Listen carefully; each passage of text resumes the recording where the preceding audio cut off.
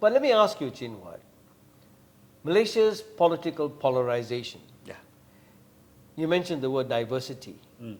Is diversity the root cause? No, I'm not Mahathir. So if you think from one perspective, I'm not. Mahathir. Okay. Yeah. If you think Alright. from one perspective that a country can only be at peace if everyone looks the same, then you can blame that on diversity.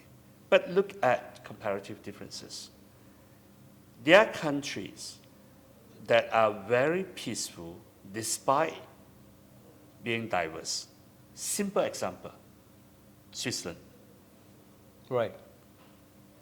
Right? Even Ireland, look at it, that until very recently, Ireland was so peaceful despite welcoming so many immigrants who are not even Europeans.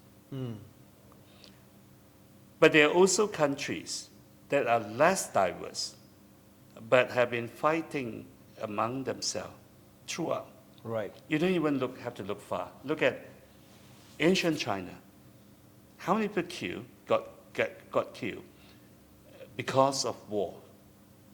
And in some parts involving foreigners, but other parts completely just civil war. Right? So it goes back to the questions about what actually drives us into conflict. Polarization, of course, is a preparatory step before a full-scale war and so on. Right. Right. But even let's say now look back at diversity, I want to get that attention to this. Let's think about Northern Ireland. If we put, let's say you go back to the 70s when you have the years of the trouble, you have one Catholic, one Protestant, one Hindu, one Muslim. You put them in the room. Who do you think most likely would fight? Catholic and Protestant, right? Definitely. But both are Christian. Right. As you compare that, you want to rank their differences, you would say probably Hindu is the furthest, because Hindu believe in is polytheist, right? Then you probably have Islam, is Abrahamic faith, but it's very different from Christianity. But why don't people fight, like, between all the Abrahamic ones against the Hindu, or between Christians against the non-Christians? Why they would fight between the Catholics and Protestants? So despite the little differences, it's because of politics, right?